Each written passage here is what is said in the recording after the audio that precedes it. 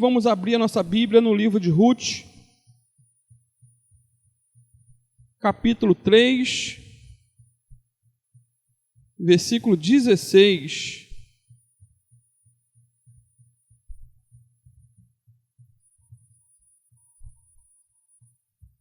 Essa é a penúltima mensagem do livro de Ruth.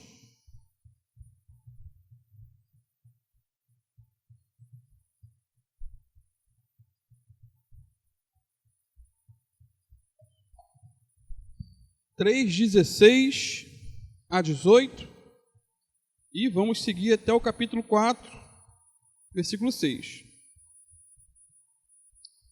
Livro de Ruth.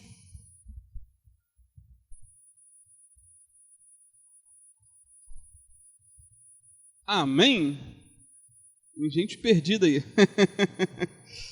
Lá em Maricá a gente está estudando o profeta Jonas, e quando eu mando abrir o profeta Jonas, a Bia e a Ana são as primeiras a achar. A Bia tem 3 ou 4 aninhos e a Ana tem 6, se não me engano.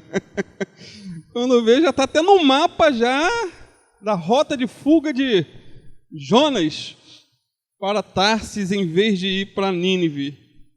Então, meu irmão, seja bom de Bíblia. Aquelas meninas, elas são treinadas na palavra dentro de casa. Tudo começa dentro de casa.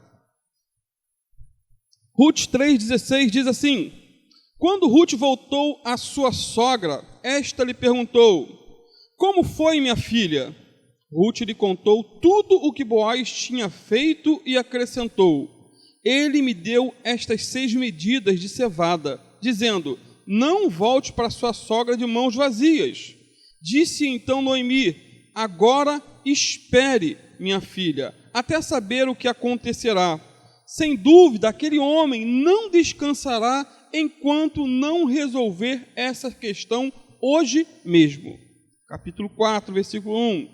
Enquanto isso, Boaz subiu à porta da cidade e sentou-se ali exatamente quando o resgatador que ele havia mencionado estava passando por ali. Boaz chamou-lhe e disse: meu amigo, venha cá, sente-se. Ele foi e sentou-se. Boaz reuniu 10 líderes da cidade e disse: sentem-se aqui. E eles se sentaram. Depois disse ao resgatador: Noemi, que voltou de Moabe, está vendendo um pedaço de terra que pertencia ao nosso irmão Elimeleque. Pensei que deveria trazer o assunto para sua consideração e sugerir-lhe que o adquira na presença destes que aqui estão sentados e na presença dos líderes do meu povo. Se quer resgatar esta propriedade, resgate-a. Se não, diga-me, para que eu o saiba, pois ninguém tem esse direito, a não ser você, e depois eu. Eu a resgatarei, respondeu ele. Boaz, porém, lhe disse: no dia em que você adquirir as terras de Noemi e da moabita Ruth, estará adquirindo também a viúva do falecido, para manter o nome dele em sua herança.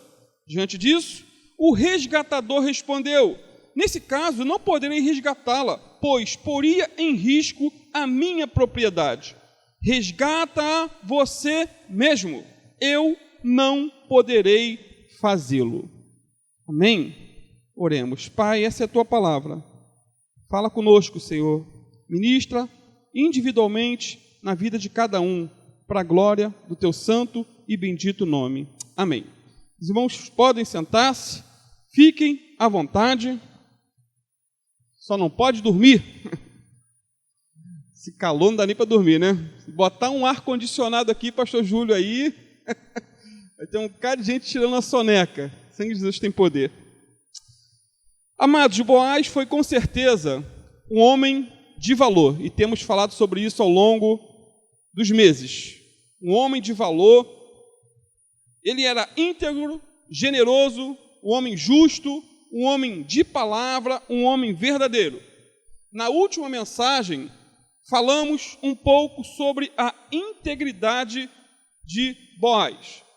Na última mensagem, ou penúltima, porque a última nós demos aí um salto e eu trouxe outro assunto que eu nem lembro. Ele acordou à meia-noite, lembram? com uma jovem linda e perfumada aos seus pés. Ninguém estava vendo. O texto, mostra que foi à meia-noite, estava tudo escuro, mas ele tinha a plena consciência de que Deus estava vendo. Deus estava vendo. Amados, estamos sendo filmados diariamente, não só pelos homens, mas principalmente por Deus. Ele está de olho em nós, está de olho em você. Provérbios 15:3 diz que os olhos do Senhor estão em todo lugar, vigiando os bons e os maus. Sendo assim, antes de fazer qualquer coisa errada, em vez de olhar para a direita e para a esquerda, levante os olhos para os céus, porque Ele está te olhando. Lembra de Moisés? Ele matou um egípcio, escondeu o corpo na terra. Pensou que ninguém tinha visto, mas o crime foi descoberto, foi revelado. Alguém viu. Sempre tem alguém que vê, principalmente Deus vê. E mais, Boaz foi generoso com Ruth, provendo uma quantidade razoável de alimento para ela. Aí no livro de Ruth, capítulo 3, versículo 17. Com essa atitude, queridos, ele estava cuidando tanto de Ruth como de Noemi, a sua futura sogra, porque Ruth era para Noemi como uma filha. Além de generoso, Boaz era também justo e verdadeiro. Um homem justo, verdadeiro e de palavra. Quando Ruth pediu para ele resgatá-la, como era um costume daquela época, estamos falando aí de mais de 3.000 anos atrás, Boaz falou a verdade, dizendo que havia um outro que estava na fila, um parente muito mais próximo do que ele. Ou seja, Boaz não iludiu Ruth, dizendo que se casaria com ela de qualquer maneira. Não, ele foi sincero, ele disse que havia um parente mais próximo que ele, e se esse parente não quisesse resgatar as terras dela e de Noemi, e não quisesse casar-se com ela, ele assumiria o compromisso. Outro detalhe, queridos, Noemi, conhecendo o caráter de Boaz, disse o seguinte a Ruth, aí no capítulo 3:18, agora espere, minha filha, até saber o que acontecerá. Sem dúvida, aquele homem não descansará enquanto não resolver esta questão hoje mesmo. E, realmente, Boaz resolveu a questão no mesmo dia. Ele não protelou. E isso é interessante. Não empurrou o problema com a barriga. Como se deu isso? Diz o texto. Ele foi à porta da cidade.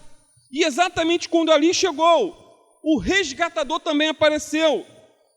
Queridos, não foi uma hora antes, nem uma hora depois. Na hora certa que ele chegou à porta da cidade, o outro concorrente também chegou. Coincidência? Não. Claro que não. Agora, o que Boaz fez quando viu o concorrente? Ele chamou o concorrente educadamente. Reuniu também 10 testemunhas e relatou os fatos, dizendo: Noemi, que voltou de Moabe, está vendendo o pedaço de terra que pertencia ao nosso irmão Elimeleque. Pensei que deveria trazer o assunto para sua consideração e sugerir-lhe que o adquira, na presença desses que aqui estão sentados e na presença dos líderes do meu povo. Se quer resgatar esta propriedade, resgata. Se não, diga-me, para que eu o saiba, pois ninguém tem esse direito a não ser você. E depois eu, sou na fila, sou o próximo. Então, o concorrente disse prontamente o quê? Eu vou resgatar. Eu vou comprar as terras e vou casar com a viúva. Talvez pensando que a viúva fosse Ruth. Foi aí que Boaz deu a cartada final dizendo: no dia que você adquirir as terras de Noemi e da moabita Ruth, estará adquirindo também a viúva do falecido, para manter o nome dele em sua herança. Diante disso, o resgatador respondeu: nesse caso, não poderei resgatá-la, pois poria em risco a minha propriedade. Resgata a você mesmo, eu não poderei fazê-lo. Queridos, vê o detalhe aqui, é interessante. Se o concorrente resgatasse as terras, teria também que resgatar ou se casar com a viúva do falecido para que a descendência não se apagasse sobre a terra. Essa era a prática da época.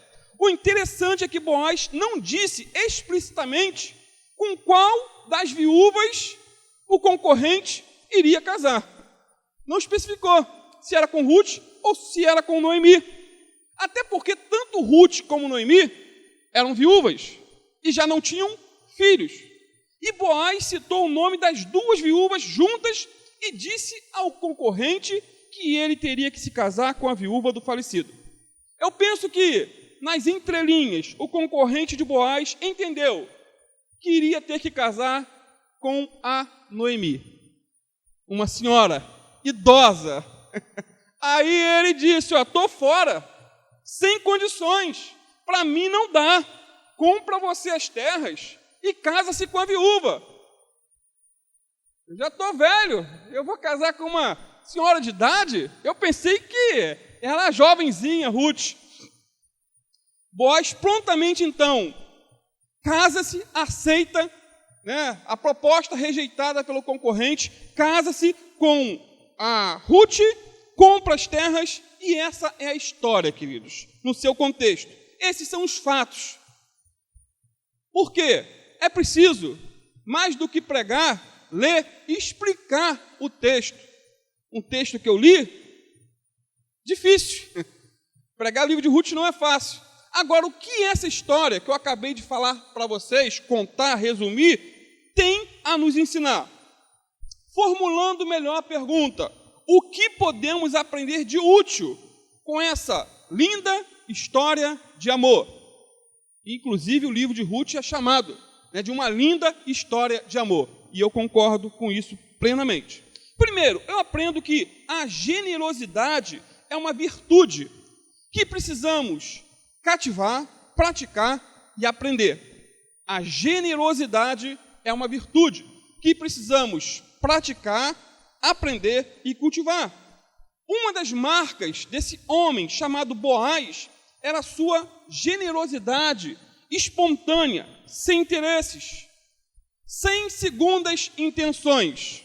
Você não vê isso no livro, quando ele abençoa Ruth a cada instante. Amados, no mesmo dia em que Boaz conheceu Ruth, ele a abençoou com 20 quilos de alimentos. No mesmo dia. E só Deus, Noemi e Ruth sabiam a importância dessa oferta generosa de Boaz. Até porque Ruth e Noemi haviam chegado a Belém, da terra de Moabe, com uma mão na frente e outra atrás, literalmente falando. Não tinham aonde cair mortas. E aquela provisão veio de Deus, um milagre. Lembram também da integridade de Boaz à meia-noite? Ruth ficou aos pés dele até pela manhã, e depois ele a abençoou com mais 6 medidas de cevada, ou seja, 36 quilos de trigo. Ele levou tudo para a sogra, ela, né? E foi um banquete. Eles deviam estar com muito aperto de alimento. Assim, queridos, é a pessoa generosa.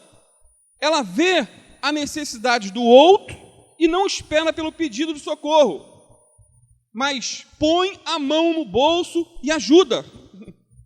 É assim que funciona. Ele não espiritualiza, não faz uma oração poderosa. Até porque, guarde isso, quem tem o coração aberto por Deus, abre as mãos para socorrer os que precisam. E Boaz era esse tipo de pessoa. Queridos, uma pessoa generosa tem o coração cheio de amor prático. Não amor teórico, de palavras. E vemos em Boaz esse amor prático. A uma jovem, estrangeira, pobre, não tinha nada para dar em troca, nada. A fé de Boaz era viva e não morta. É por isso que Tiago 2,14 a 17 diz assim: de que adianta, meus irmãos, alguém dizer que tem fé se não tem obras? Acaso a fé pode salvá-lo? Se um irmão ou irmã estiver necessitando de roupas e do alimento de cada dia, e um de vocês lhes disser, vá em paz, aqueça-se e alimente-se até satisfazer-se, sem, porém, lhes dar nada, de que adianta isso? Assim também, a fé, por si só, se não for acompanhada de obras, está morta. Tem coisas que não adianta espiritualizar. Não adianta fazer uma oração poderosa. Vai, come, bebe, Deus te guarde. Se você olhar ao redor, aqui na própria igreja, talvez tenham pessoas necessitadas, precisando de socorro. E cabe àqueles que pode, tenha condições, ajudar, socorrer, se mover. Portanto, Boaz sabia que Ruth era viúva. Boaz sabia que Ruth não tinha mais filhos. Na verdade, não teve filhos. Quem teve filhos foi Noemi, mas não tinha marido. Ele sabia que ela não tinha recursos algum. Ele sabia que ela era uma estrangeira. Portanto, queridos, ele não espiritualizou a situação dizendo, Deus te abençoe, minha filha. Deus te abençoe e te guarde, vá em paz, descansa, come, bebe, dorme e creia que Deus há de suprir cada uma das suas necessidades. Não. O generoso se envolve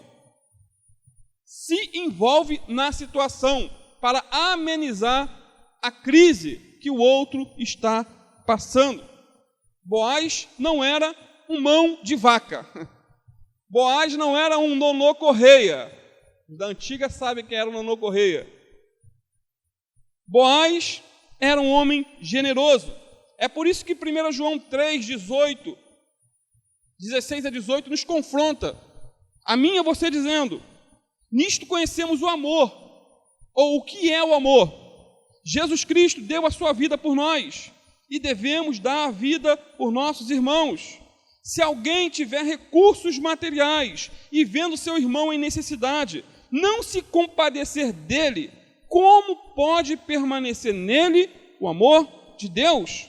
Filhinhos, não amemos de palavra nem de boca, mas em ação ou em obra e em verdade. Sendo assim, Boaz não teve um amor apenas de palavras ou de boca, mas um amor ativo e verdadeiro. Provérbios 19, 17 diz que quem se compadece do pobre empresta ao Senhor, e este lhe retribuirá o seu benefício. Ruth era pobre e Boaz se compadeceu dela, e com certeza a retribuição veio de Deus. Não que ele tenha feito o que fez por barganha, ele fez porque tinha para abençoar. Amém? Tinha. É assim a realidade, querido. Nós contribuímos porque temos para contribuir. É fruto de uma gratidão a Deus. Amados, a generosidade é como uma via de mão dupla. Ela vai e vem. Quanto mais generosos formos com os outros, guarde isso, mais generoso será Deus conosco. Esse é um princípio bíblico. Quanto mais abrimos as mãos para dar, mais Deus abre os céus para nos abençoar. Provérbios 11, 25 diz que o generoso prosperará e quem dá alívio aos outros, alívio receberá.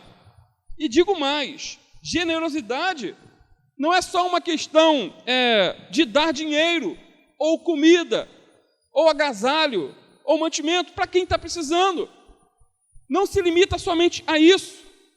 Eu diria que generosidade é também ajudar aqueles que estão à nossa volta, em nossa casa, em nosso quadrado, por assim dizer. Ajudar a amenizar, a aliviar aqueles que estão no mesmo barco que nós. Lavar a roupa ou a louça para a mãe, varrer o chão, lavar um banheiro, ou ajudar em outra coisa qualquer dentro de casa. Os jovens aí, adolescentes. Afinal de contas, todos estamos juntos no mesmo barco. Sendo assim, por que não aliviar um pouco o peso do outro, a carga do outro? Isso é generosidade. Somos companheiros de tripulação. Estamos no mesmo barco. Até porque, queridos, quando você diz ou faz alguma coisa dentro de casa, não está ajudando o outro, você está ajudando a si mesmo.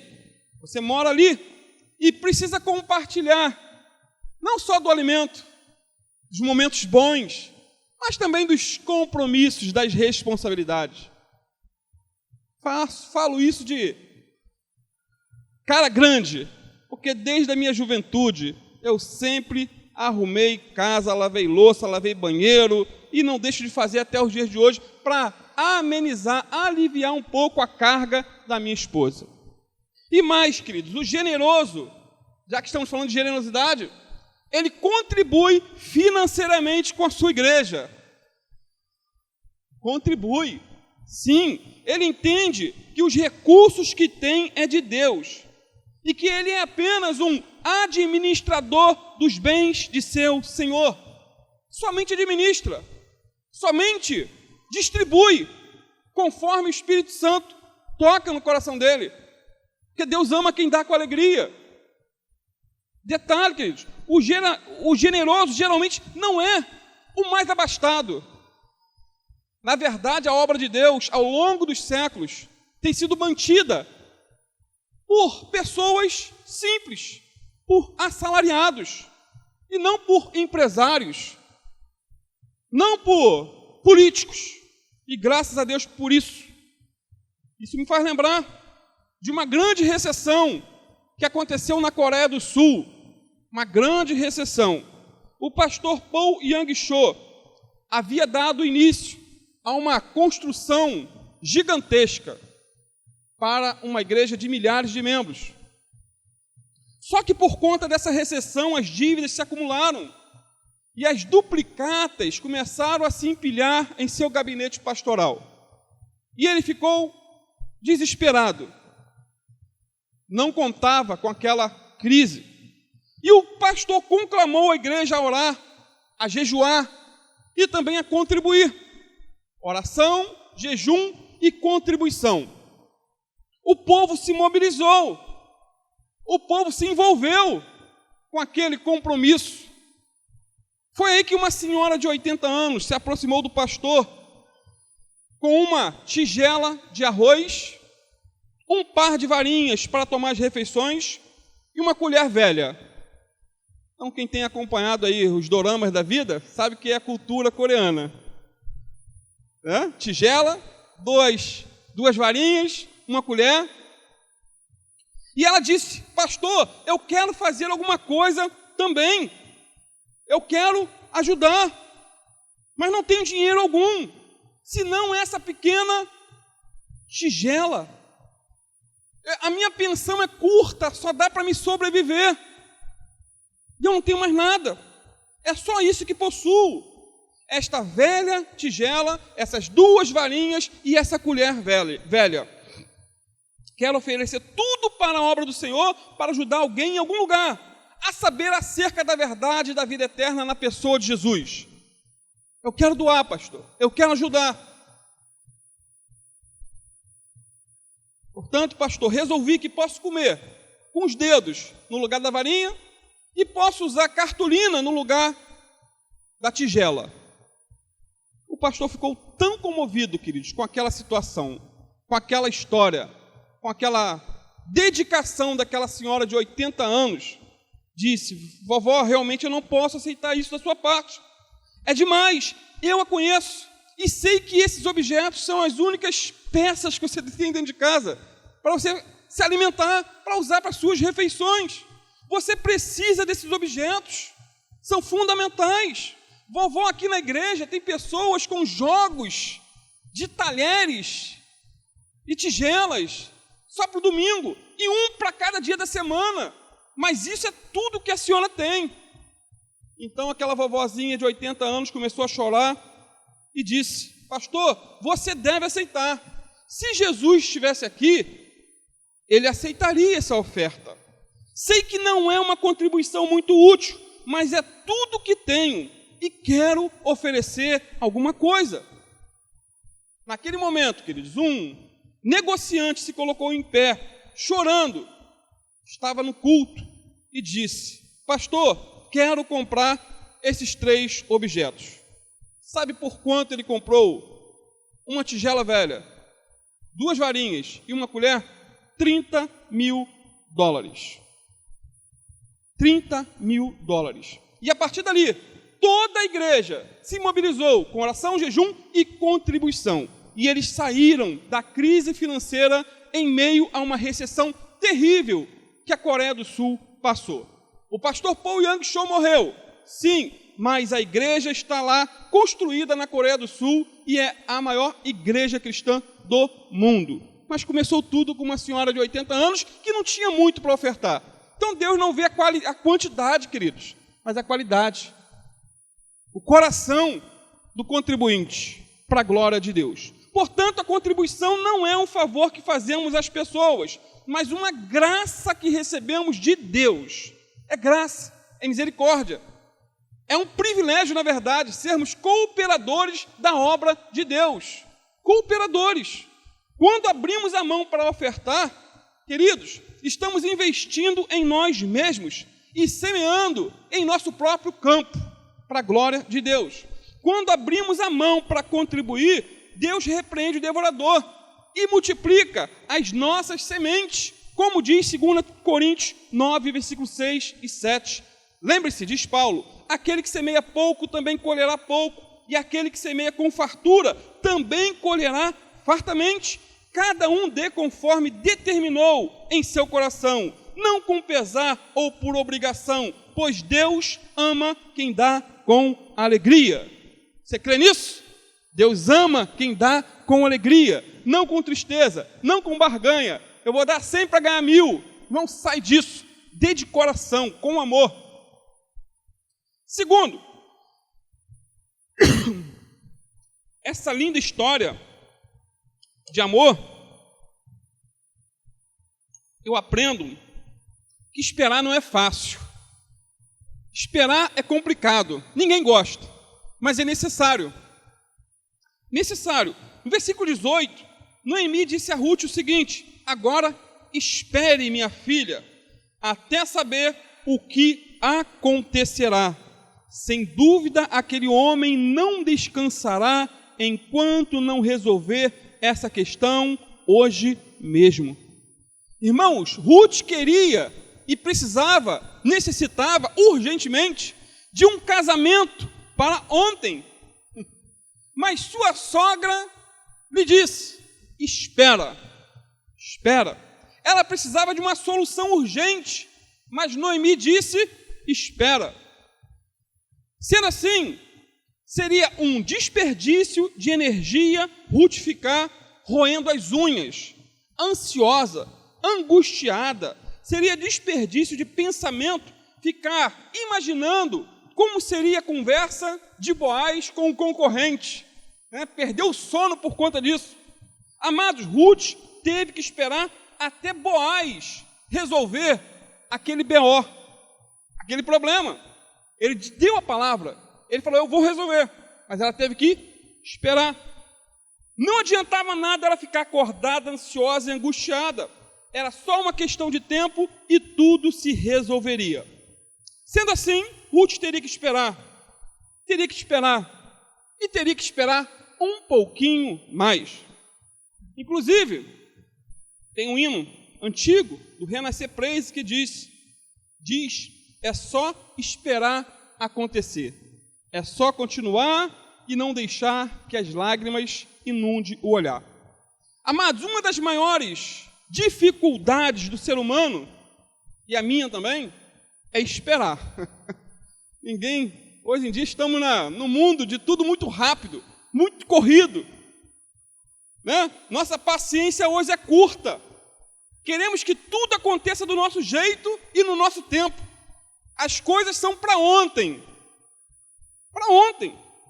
Somos a geração da internet, banda larga, dos alimentos instantâneos. Bota o miojo, está pronto em 2 minutos. Tudo acontece numa velocidade astronômica. O que acontece lá no Japão, temos acompanhado, terremoto, e em segundos já sabemos aqui. Esse é o mundo que estamos vivendo. Tudo muito rápido, muito corrido. Portanto, esperar é uma palavra que está saindo do nosso vocabulário. E nesse, por assim dizer, corre do dia a dia, muitas vezes queremos que Deus haja rapidamente, no nosso tempo, da nossa maneira, para ontem. Como Ruth queria um casamento para ontem. A Noemi disse para ela o quê? Espera. Queremos a resposta de nossa oração instantaneamente. Queremos a unção do alto por ter jejuado 3 horas. 3 horas de jejum. Agora eu quero que Deus faça coisas tremendas. Queremos conhecer a Bíblia profundamente, com 5 minutos de leitura diária. Vai conhecer? Vai, mas não profundamente. Queremos um casamento saudável, com alguns minutos de conversa antes de dormir. Quando tem conversa, quando tem diálogo, tudo muito rápido. Queremos um ministério frutífero, sem esperar pacientemente no Senhor, com oração e jejum. Queremos um bom emprego, mas não nos especializamos com tempo. Ou seja, queridos, queremos melhorias em muitas áreas de nossas vidas, porém, não queremos muitas vezes pagar o preço do investimento de tempo, dedicação, abnegação e da espera. Sendo assim, Ruth teve que esperar até Boaz resolver aquela situação. Esperar. Quem não se lembra de Abraão?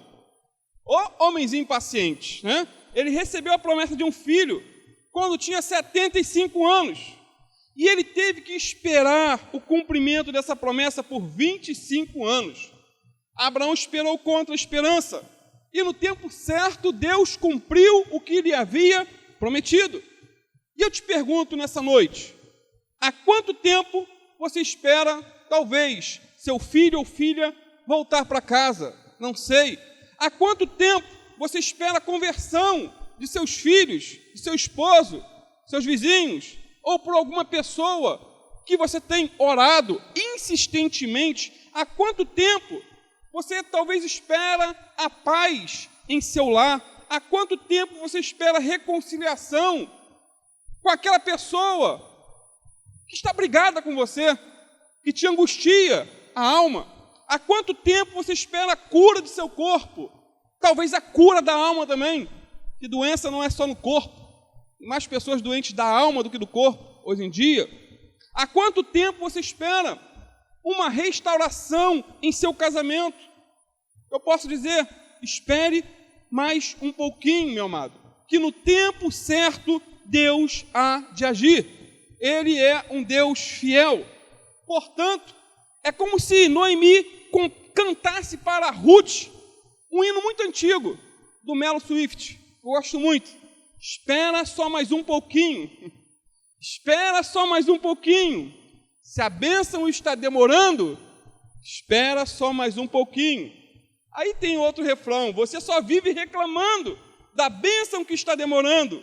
Precisa ser mais paciente. Assim que deve ser o crente. Não é tão fácil ser um crente humilde e obediente.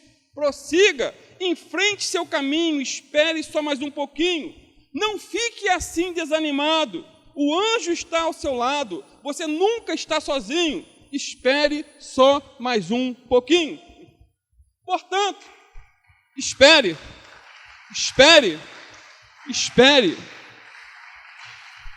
Glória a Deus. Faça como salmista. Esperei com paciência no Senhor. Creia um pouco mais. Descanse em Deus um pouco mais. E no tempo certo, tudo vai se resolver. A terceira lição que aprendo, queridos, é que quando encaramos nossos problemas, Deus vai na frente, quebrando as correntes e tirando os espinhos. É só hino hoje.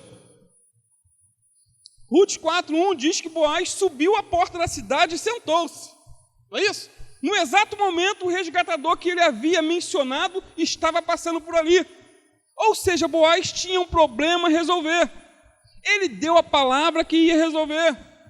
Ele não protelou, não adiou, não empurrou com a barriga aquela questão. O que ele fez? Foi à porta da cidade, E era na porta da cidade, da antiguidade, que os BOs eram resolvidos, eram solucionados. E quando Boaz chegou, o concorrente também chegou. Mera coincidência? Claro que não. Jesuscidência. Amados, quando Deus está no negócio, as coisas acontecem na hora certa e no tempo certo. Na hora exata que Boaz chegou à porta, o outro também chegou. Vou ler mais uma vez, Ruth 4:1. Boaz foi até a porta e sentou-se ali. Quando o resgatador de quem havia falado ia passando, Boaz lhe disse: vem aqui, senta-se aqui. Ele foi e sentou-se. Isso se deu porque Boaz não empurrou, queridos, a situação com a barriga. Ele não ficou protelando nem adiando aquela conversa com seu concorrente. Ele foi à porta da cidade, na mesma hora o sujeito estava passando. Queridos, guarde isso. Não podemos adiar aquilo que tem que ser resolvido.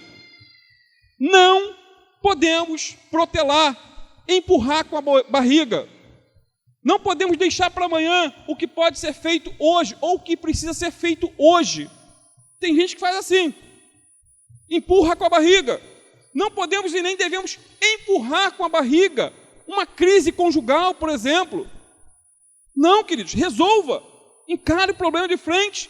Precisamos sentar, conversar, orar, jejuar e até aprender com os outros sobre como solucionar os nossos problemas. Está com dívida? Quem não tem? Não adianta cortar caminho e fugir do credor. Não adianta bloquear os números que ligam, cobrando. Não adianta bloquear. Encare o problema de frente, assim como Boaz fez. Encare o problema, negocie dívida, corte gastos, honre seus compromissos e, acima de tudo, creia que Deus há de suprir cada uma das suas necessidades por Cristo Jesus. Viva sempre à espera de um milagre, queridos. À espera de um milagre. Cada um aqui tem os seus desafios financeiros, eu tenho os meus. Quem não tem? Às vezes dá uma vontade, eu falo com Biana, de fazer algo diferente, comer uma comida diferente, visitar um local diferente. Quem não tem vontade?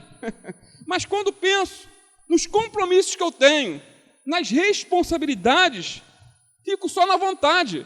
E às vezes eu brinco, vontade dá e passa. Vamos assumir os nossos compromissos. Temos que ter o pé no chão. Portanto, precisamos encarar nossos problemas de frente, seja ele qual for, e acima de tudo, como já disse, viver à espera de um milagre. Seja um milagre financeiro, seja um milagre de cura, seja um milagre em nosso casamento, ou seja um milagre em qualquer área da nossa vida. Amém, queridos? Concluindo, eu quero dizer que Jesus é o centro da Bíblia. Jesus é o centro da palavra. Em todo o texto bíblico, queridos, existe um caminho em direção à cruz. Existe um caminho em direção à pessoa de Jesus. Existe um caminho em direção a Cristo. Toda a Bíblia é cristocêntrica. Assim como no passado, todos os caminhos levavam a Roma, É uma frase antiga. Assim também, todos os textos bíblicos levam a Jesus. E o texto da nossa meditação não é diferente. Lembram que no início eu disse, no primeiro ponto, que uma das características ou marcas de Boaz era a sua generosidade espontânea, sem interesses ou segundas intenções? Boaz é um tipo de Cristo. É um tipo perfeito do nosso Senhor e Salvador. Ele é um tipo. A generosidade do Senhor para conosco foi espontânea, sem interesses e por amor. Amor genuíno, amor puro. Isso porque a principal marca de alguém que é generosa é um coração doador. E 1 João 3,16 diz isso claramente acerca da pessoa de Jesus. Nisto conhecemos o que é o amor. Jesus Cristo deu a sua vida por nós e devemos dar a nossa vida por nossos irmãos. Não merecíamos a salvação. Ninguém aqui. Ninguém. Não merecíamos o perdão. Não merecíamos a vida eterna. Não. Jesus, porém, nos deu tanto salvação, como perdão e também vida eterna. Tudo isso ele fez espontaneamente, sem interesses e por amor. O que poderíamos esperar em troca, sendo nós míseros pecadores? A única coisa que podemos devolver a ele, queridos, é um coração grato por toda a eternidade. Isso porque ele se entregou voluntariamente para morrer a nossa morte. O castigo que nos traz a paz estava sobre ele. Sendo assim, a maior demonstração de amor da história foi realizada por nosso Senhor Jesus Cristo, ao se entregar para morrer na cruz, por mim e por você. Ele deu a sua vida por nós. Isso é amor abnegado, sacrificial e doador. Em João 15:13, o próprio Senhor disse: ninguém tem maior amor do que este, de dar a alguém a sua própria vida pelos seus amigos. Que grande amor Cristo Jesus demonstrou por mim e por você. Mesmo sendo Deus, e a palavra chama ele de Deus, ele se fez homem e deu a sua vida por nós. Tudo ele fez por amor, e nada do que façamos para ele se compara ao que ele fez por nós. Portanto, queridos, assim como Boaz foi muito generoso para com Ruth, assim também o nosso Senhor e Salvador Jesus Cristo foi e tem sido muito generoso para comigo e para com você. Seja grato a ele, dedique toda a sua vida a ele, consagre todo o seu ser a ele, até o resto da sua vida, em nome do Senhor Jesus. Amém? Vamos ficar de pé, vamos estar orando.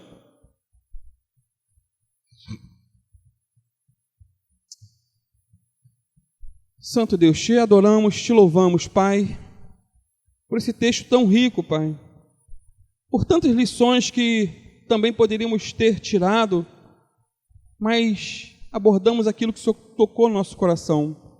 Ajuda-nos a ser praticantes da Tua palavra e não apenas ouvintes, Senhor.